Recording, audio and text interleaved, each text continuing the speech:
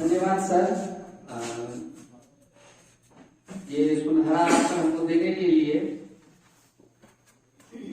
सभी लोगों को गुड आफ्टरनून। और आज का जो मेरा टॉपिक है वो है संगीत का चिकित्सा में प्रयोग। सर ने अभी इसके ऊपर बहुत बड़ा प्रकाश डाल। इस सेशन की शुरुआत करने से पहले हम जानते हैं कि आखिर संगीत है क्या। संगीत में किन किन चीजों का समावेश है संगीत।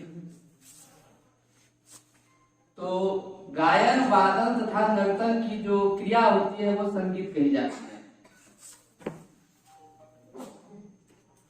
संगीत एक मेडिसिन है। संगीत से आप कहते हैं कि अपने अंदर की जो फीलिंग्स होती है उसको आप एक्सप्रेस कर सकते हैं।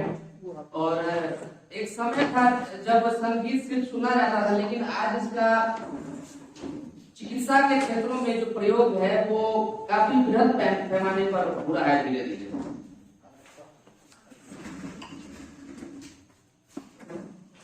अब जो टॉपिक है म्यूजिक थेरेपी, संगीत थेरेपी, ये आखिर किसको कहते हैं हम। म्यूजिक यानी संगीत के सुरों द्वारा। संगीत में 7 सुर होते हैं। अब जो 7 सुर होते हैं वो शुद्ध स्वरों की बात की गई है। सा, रे, ग, म, प, ध और मी। आगे जो 7 जोड़ा गया है वो 7वें स्वर को पूरा करने के लिए सा बोला गया है। एक तब पूरा होता है जब हम 2 बोलते हैं, 2 तब पूरा होता है जब हम 3 बोलते हैं। तो सा, रे, ग, म, प, ध, नी, ये 7 स्वर हुए। इस 7वें को पूरा करने के लिए हम फिर सा बोलते हैं। शुद्ध स्वर जो हुए हमारे 7, लेकिन अगर कुल स्वरों की अगर संख्या की बात करें तो कुल स्वर होते हैं 5 संगीत में। सिर्फ शुद्ध स्वरों का ही योगदान नहीं होता है संगीत में। जो कोमल स्वर होते हैं, तीव्र स्वर होते हैं, उनका भी उसमें उतना ही महत्वपूर्ण योगदान है। तब जाकर के संगीत की एक पूरी जो फैमिली है वो तैयार होती है, उससे संगीत का निर्माण होता है। अब जो 4 स्वर है हमारे 4 स्वर हमारे 7 स्वर तो हमारे शुद्ध हो गए, सारे ग, म, प, ध, नी। और जो 4 स्वर हमारे हो गए वो कोमल हुए, रे, ग, ध और नी। 4 स्वर हो गए। और एक होता है हमारा तीव्र स्वर, वो म होता है। म अपने शुद्ध रूप में भी है और तीव्र रूप में भी है। 5 हो गए ये, 7, 5, 12। कुल स्वरों की बात अगर हम करेंगे संगीत में तो हमारे होते हैं 12 स्वर। अब हम चलते हैं म्यूजिक थेरेपी की ओर। म्यूजिक यानी संगीत के सुरों, ये जो स्वर है हमने जो बताया 12 स्वर, उनके द्वारा उपचार करने की पद्धति म्यूजिक थेरेपी या संगीत चिकित्सा कहलाती है। अर्थात मधुर ध्वनियों द्वारा। देखिए संगीत में जो ध्वनियों की बात की जाती है, ध्वनि कई प्रकार की होती है। अब हर ध्वनि संगीत नहीं हो सकती है। संगीत में सिर्फ उन्हीं ध्वनियों की बात की गई है जो कर्णप्रिय हो, जो हमारे कानों को सुंदर लगे, जिससे हमको आनंदमय प्रतीत हो। मधुर ध्वनियों द्वारा मन में उठने वाले विकारों, तनावों और घुटन को दूर करने के लिए जिस पैथी या उपचार पद्धति का प्रयोग किया जाए वह म्यूजिक थेरेपी है। यानी कि जो कर्णप्रिय स्वर है, मीठे स्वर है, उनके द्वारा जो हमारे मन में उठने वाले विकार है, तनाव है या घुटन है, उसको दूर करने के लिए जिस पद्धति का उपयोग किया जाता है उसको हम म्यूजिक थेरेपी कहते हैं। वर्तमान समय में म्यूजिक थेरेपी चिकित्सा क्षेत्र की एक विशेष थेरेपी या मेडिकल तकनीक के रूप में सामने आई है। मैंने अभी बताया कि वो एक समय था जब संगीत सिर्फ लोग सुनते थे और उसका आनंद उठाते थे, लेकिन आज ये ट्रेडिशन बदल चुका है। आज के समय में संगीत का बृहद पैमाने पर योगदान है, उसका उपयोग हो रहा है। जैसे कि हमने इस क्षेत्र में देखा चिकित्सा के क्षेत्र में, और ये बहुत ही ज्यादा महत्वपूर्ण है। क्योंकि आज देखा जाए तो इंसान के जिंदगी में रिफ्रेश बटन अगर कहें तो नहीं है। हमारे कीबोर्ड में है, कंप्यूटर यूज करते हैं वहां, लेकिन हमारे जिंदगी में अगर रिफ्रेश बटन कहें तो नहीं है हमारे पास। अब हम इंसान इतना भागदौड़ भरी जिंदगी जी रहा है, जब उसको अपने लिए समय ही नहीं है, विभिन्न तरह के तनावों से, विकारों से वो जूझ रहा है, तो अपने आप को बाहर निकाले कैसे आखिर? तो वो ये एक संगीत है जिसके द्वारा हम अपने आप को उससे बाहर निकाल सकते हैं। लेकिन ये बहुत सारे लोग जिनको संगीत का उपयोग नहीं मालूम है या नहीं संगीत सुनते हैं, तो वो तो फिर बीमार होंगे ही, क्योंकि जिंदगी में इतनी तकलीफें हैं, इतनी समस्याएं हैं, इतनी परेशानियां हैं कि आदमी उससे बाहर नहीं निकल पाता है।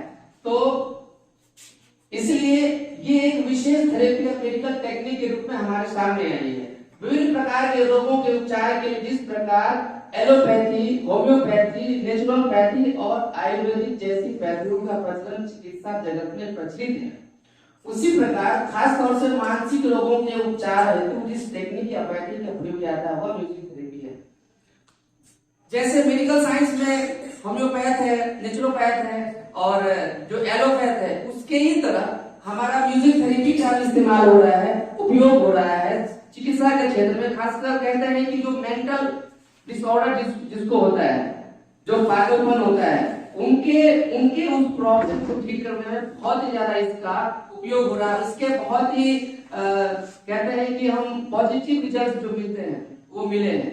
मैंने कई बार अखबारों में सुना था कि जो मेंटल हॉस्पिटल होते हैं वहां भी उन लोगों को, या और भी जो जेल वगैरह होते हैं वहां भी उन लोगों को संगीत का जो ज्ञान है, या आप कहें कि शाम के वक्त या कुछ ऐसा सेशन रखा जाता है उनके लिए जहां पे उनको भजन सुनाया जाता है, गजलों का प्रोग्राम होता है, या उन्हीं कैदियों में से कुछ ऐसे लोग होते हैं जो संगीत जानते हैं, गाना जानते हैं, तो वो लोग खुद में गाते हैं मिल बैठ करके।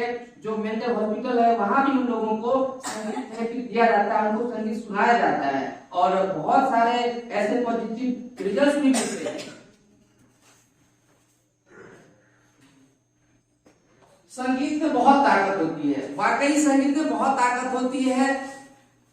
संगीत किसी धर्म और जात को नहीं मानता है।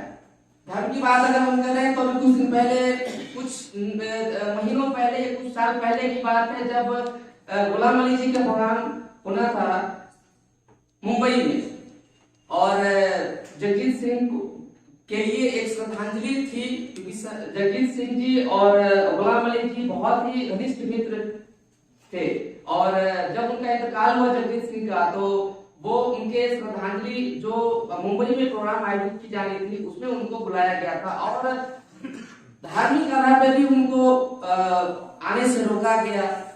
तो संगीत तो किसी धर्म का मोहताज है नहीं, हालांकि कुछ लोगों ने रोका, वह सबसे एक समान व्यवहार ही करता है।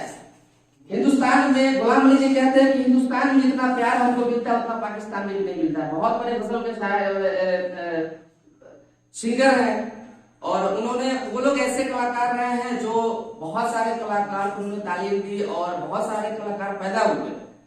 तो संगीत किसी धर्म को, किसी जात को नहीं मानता है, ना किसी मजहब का मोहताज है, वो सबके लिए बराबर है, चाहे वो सीमा पार हो, सीमा के अंदर हो, कहीं भी। ऐसे किंवदंतियां हैं कि बैजू बावरा और तानसेन जैसे गायक अपने संगीत से बारिश करवा दिया करते थे, दिए जला देते थे। बीमार उनकी राय की सुन भले चंगे हो जाते थे। हालांकि इन किंवदंतियों की ऐतिहासिक रूप से पुष्टि नहीं की जा सकती है। ऐसी किंवदंतियां तो मिलती है, कहानियां सुनने को तो मिलती है। अगर मुझे लगता है कि आज की कुछ साल पहले की बात है, मुझसे किसी ने सवाल पूछा था कि आज के समय में अगर हम वो वाला असर पैदा करना चाहें अपने संगीत में जो वो लोग करते थे, तो कर सकते हैं कि नहीं कर सकते हैं? मेरा मानना है कि आप कर सकते हैं। अभी कर नहीं पाते हैं लोग, इसलिए कि संगीत एक तपस्या है, एक साधना है। आपका वो समय मांगती है, आपको साधक बनना पड़ता है, और लोग हो गए हैं प्रोफेशनल, लोग चाहते हैं कि मैं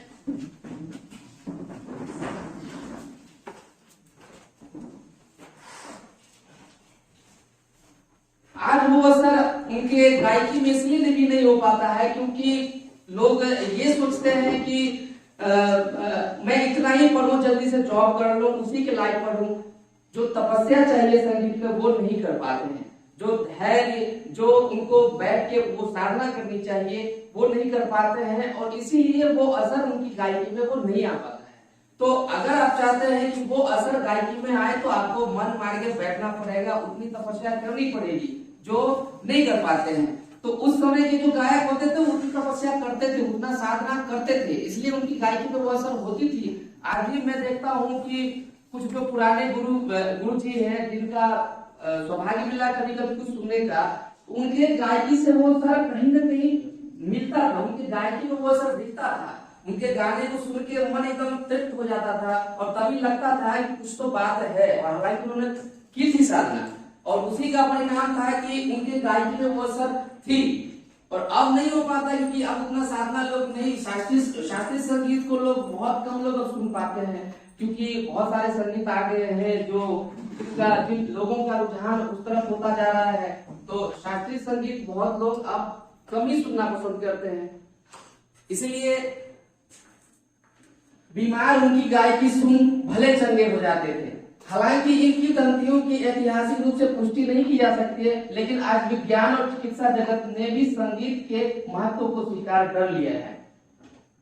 चिकित्सा जगत ने भी संगीत से इलाज करने की पद्धति को म्यूजिक थेरेपी, यानी जिन लोगों को निद्रा की समस्या, जिन लोगों को नींद नहीं आती है, आप सुन के देखें, फास्ट गाने नहीं, जो तेज गाने होते वो नहीं, आप स्लो मोशन वाले गाने सुन के देखें, जो सॉफ्ट गाने होते हैं, उससे आपको बहुत फायदा मिलेगा। जो मेंटल, जो मानसिक तनाव लोगों को होता है, उसमें आप जो स्लो मोशन वाले गाने होते हैं, जो अच्छे गाने होते हैं, शास्त्रीय संगीत में हो गया, चाहे बांसुरी आप सुन ले, चाहे सितार वादन सुन ले, उससे आपको बहुत हद तक इस निरंतर एक दिन से नहीं, आप शुरुआत करके देखें, आपको धीरे धीरे लगेगा कि मैं इससे उबर पा रहा हूं और बहुत शांति, बहुत रिलैक्स महसूस हो रहा है।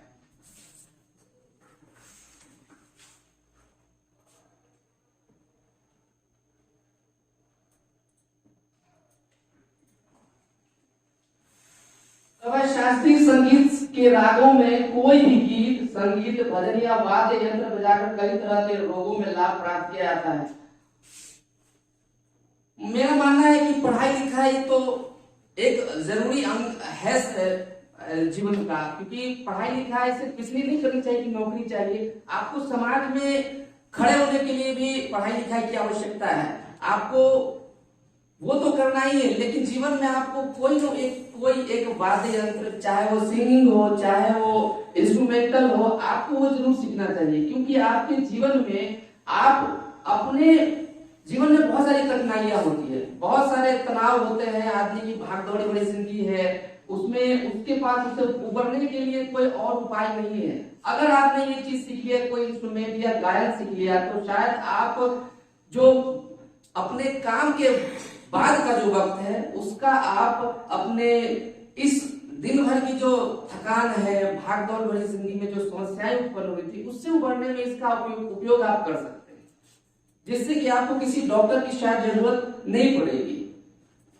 तो शास्त्रीय संगीत के रागों में कोई भी गीत, संगीत, भजन या वाद्य यंत्र बजाकर कई तरह के रोगों में लाभ प्राप्त किया जा सकता है। जैसे अब हृदय रोग है, इस रोग में राग दरबारी और राग सारंग से संबंधित संगीत सुनना लाभदायक है। मध्यम सितार वादन से फायदा होता है, तेज संगीत कम सुने। देखिए, तेज संगीत सुनने से आप अगर अंदर से कमजोर महसूस कर रहे हैं, आपको कुछ मोटिवेशन चाहिए, आपको थोड़ा सा स्फूर्ति चाहिए, उसके लिए तेज संगीत तो चलेगा। लेकिन अगर आप चाहते हैं मेंटल पीस, मानसिक शांति, तो आप स्लो मोशन वाले गाने सुने, जैसे मैंने कहा था कि सितार वादन हो गया, या बांसुरी सुन सकते हैं आप, या शास्त्रीय संगीत जो बहुत अच्छे राग हैं, कुछ जैसे कि राग दरबारी है, बहुत ही प्यारा राग है, उसमें एक गाना भी है जो मैं 2 लाइन जरूर गुनगुनाना चाहूंगा। दरबारी में शायराना सी है जिंदगी की फजा, आप भी जिंदगी का मजा लीजिए। शायराना सी है जिंदगी की फजा, आप भी जिंदगी का मजा लीजिए। मैं गजल बन गई आपके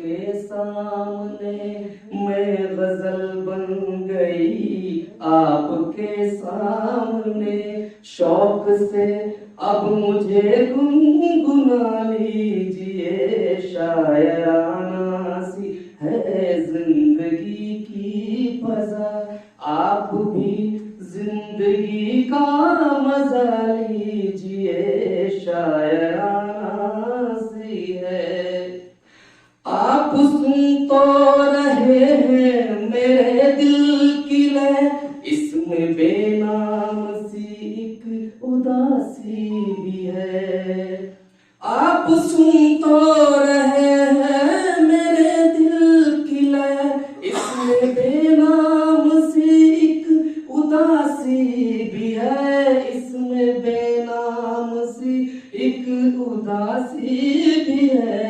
इस उदासी में नगमा कोई छेड़ कर, इस उदासी में नगमा कोई छेड़ कर, एक बेचैन दिल की दुआ लीजिए, शायराना सी है जिंदगी की फजा, आप भी जिंदगी का मजा लीजिए।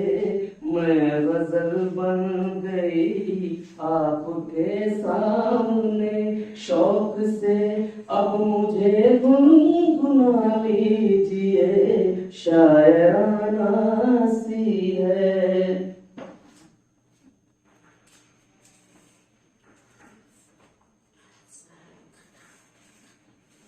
आगे चलते हैं। ये अनिद्रा, अनिद्रा मतलब जिनको नींद की समस्या है, जिनको नींद नहीं आती है, यह रोग हमारे जीवन में होने वाले सबसे साधारण रोगों में से एक है।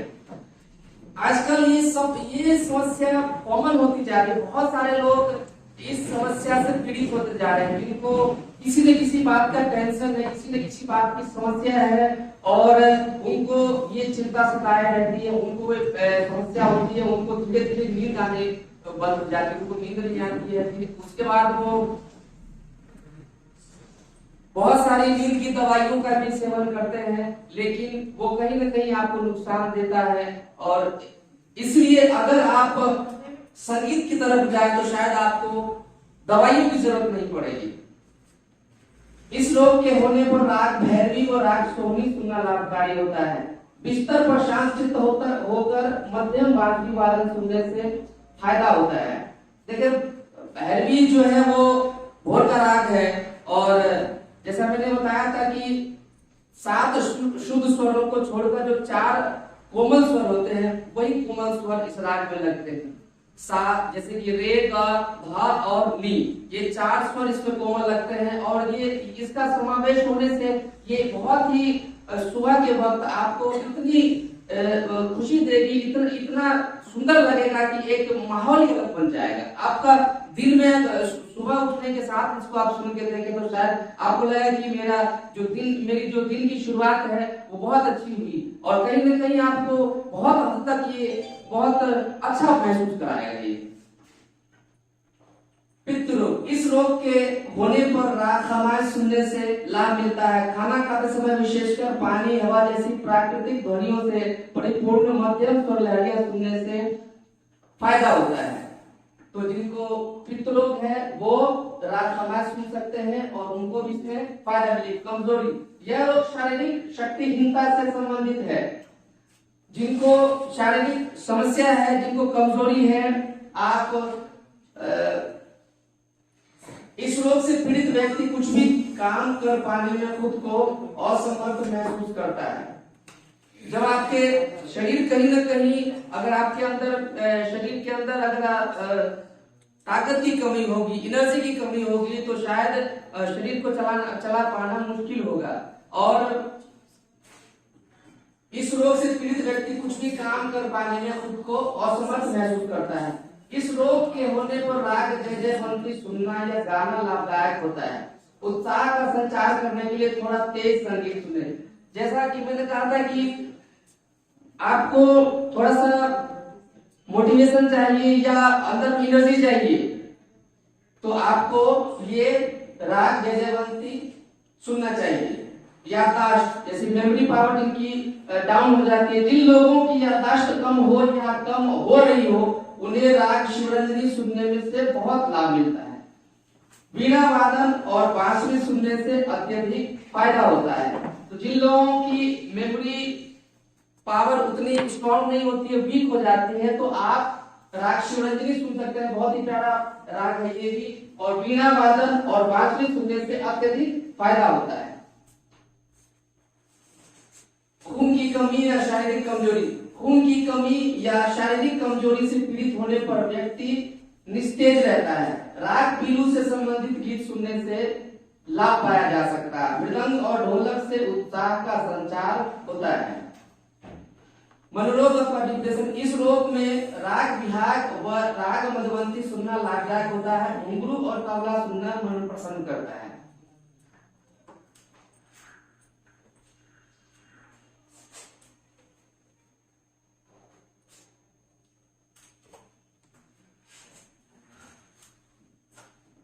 इनका नाम है डॉक्टर एन राजम। ये वायलिन वादक है। स्पीक मैके एक ऐसी संस्था है जो हमारे भारत के कल्चर को शेयर करने का काम करती है। चाहे वो गायन का हो, चाहे वो गेम्स का हो, चाहे आप कोई अच्छा लीडर बनना चाहते हैं, लेखन की क्षमता अगर आपके अंदर में है तो उस क्षेत्र में आप अच्छा कर सकते हैं। स्पीक मैके एक ऐसी संस्था है जो बहुत सारे ऐसे जो नवोदित कलाकार हैं, चाहे वो गायन में हो चाहे किसी भी विधा के हो, उनको वो प्लेटफॉर्म देने का काम करती है। और उसी प्लेटफॉर्म के माध्यम से जब मैं नवोदय विद्यालय में था तो इनका वायलिन सुनने का मौका मिला था और मुझे लगा था कि वास्तव में बहुत ही चमत्कारिक ये विषय है। और इनका वायलिन वादन सुन के मैं भी बहुत अपने आप को अच्छा महसूस किया था।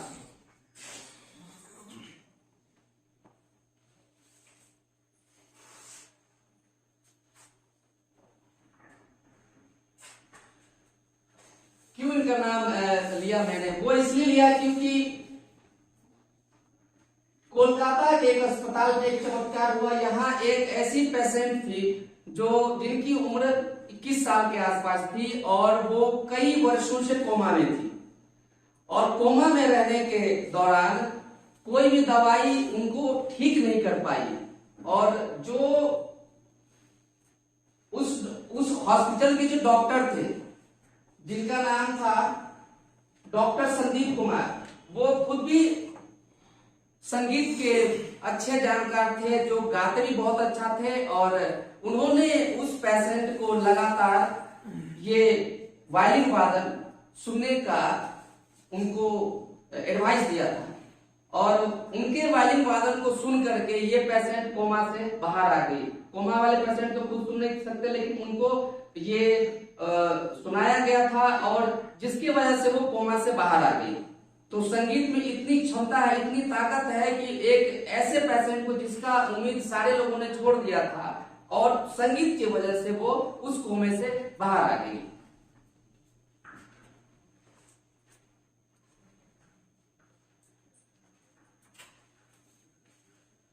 संगीत चिकित्सा का ध्वनि चिकित्सा के जितने भी रूप हैं उनमें संगीत चिकित्सा सर्वाधिक लोकप्रिय है।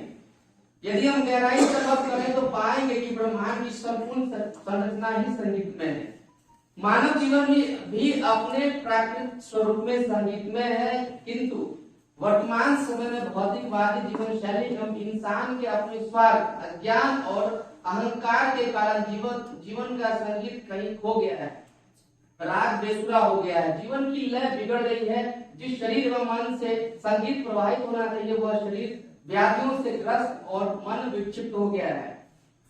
भौतिकवादी जिंदगी आजकल आदमी सोचता है कि हम जितनी ज्यादा सुख सुविधाओं को अपने पास एकत्रित कर सके और उस सुख सुविधाओं को एकत्रित करने में उनका जीवन लगभग उनके पास टाइम ही नहीं है अपने लिए। और उससे वो कैसे बाहर निकले, अपने लिए समय कैसे निकाले, ये उनको समझ नहीं आता, उनसे नहीं हो पाता है। कहीं न कहीं वो भौतिकवादी सोच, भौतिकवादी जो जिंदगी है वो उनको कहीं न कहीं अपने स्वास्थ्य के साथ खिलवाड़ होने देती है, क्योंकि वो ना चाहते हुए हो ही जाता है। क्योंकि वो अब आजकल इतनी ज्यादा भागदौड़ भरी जिंदगी है कि शायद उनको अपने लिए, अपने शरीर के लिए जो जो जिसकी वजह से सारी क्रियाकलाप, सारे एक्टिविटीज होते हैं, उनके लिए समय नहीं है। संगीत चिकित्सा की अवधारणा अत्यंत व्यापक है। इसमें संगीत सुनने से लेकर संगीत लिखना, सुर बनाना, संगीत के माध्यम से प्रस्तुति देना, संगीत की चर्चा करना, संगीत के माध्यम से प्रशिक्षण इत्यादि सभी शामिल है। इस प्रकार संगीत में सिर्फ गाना ही नहीं होता है, संगीत में लेखन भी होता है, संगीत में म्यूजिक बनाना भी होता है, कंपोज करना होता है। किसी भी चीज को आप कंपोज लिखेंगे, कंपोज करेंगे, फिर उसको सामने लाएंगे। जब तक बहुत सारी चीजें होती है, लेखन से लेकर गायन की प्रक्रिया तक बहुत सारे ऐसे स्टेज होते हैं जिससे होकर ये लिरिक्स गुजरता है और इतने सारे लोगों का उसमें योगदान होता है, तब जाकर के वो संगीत तैयार हो पाता है।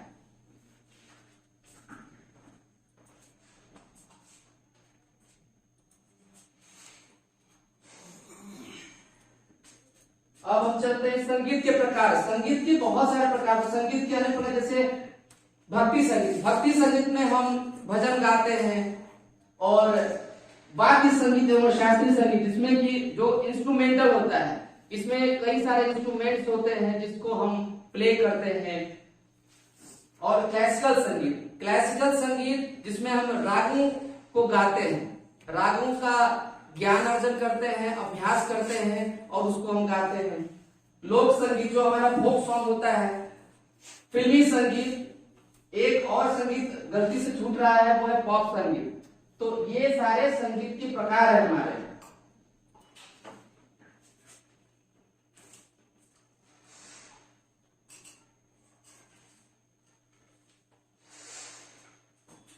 हमारे शरीर पर ध्वनियों का एक निश्चित प्रभाव पड़ता है। तेज आवाजें तनाव, उच्च रक्तचाप, दबाव तथा निद्रा जैसे विकार उत्पन्न करती हैं। परंतु यदि गंधर्व संगीत को कर्णप्रिय स्वर तथा रागों के साथ बजाया जाए तो वह रोगियों को निश्चित रूप से लाभ पहुंचाएगा। अब बहुत सारे पॉइंट्स इसमें है कि शारीरिक स्वास्थ्य की दृष्टि से, मानसिक स्वास्थ्य की दृष्टि से, आध्यात्मिक स्वास्थ्य की दृष्टि से, सामाजिक स्वास्थ्य की दृष्टि से वनस्पतियों पर संगीत का प्रभाव और पशुओं पर संगीत का प्रभाव, ये जितने भी पॉइंट्स है सबके दृष्टिकोण से अगर हम देखें तो संगीत उनके लिए एक रामबाण है, उनके लिए मेडिसिन है, सब पर इसका बहुत ही अच्छा प्रभाव होता है। तो इसीलिए मैं, अगर आप चाहते हैं कि अपने जिंदगी से जो बहुत सारे परेशानियां हैं, जो जिसको हम थोड़ा सा कम करना चाहते हैं, तो संगीत का उपयोग करना चाहिए, संगीत को सुनना चाहिए। इससे आपको बहुत शांति मिलेगी, बहुत हद तक आप पाएंगे कि हम इस ऊपर बढ़ रहे हैं धीरे धीरे।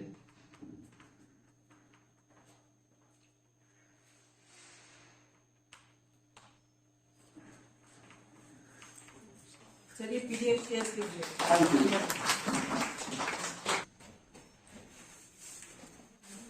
आइए अब हम लोग एक भजन सुनते हैं।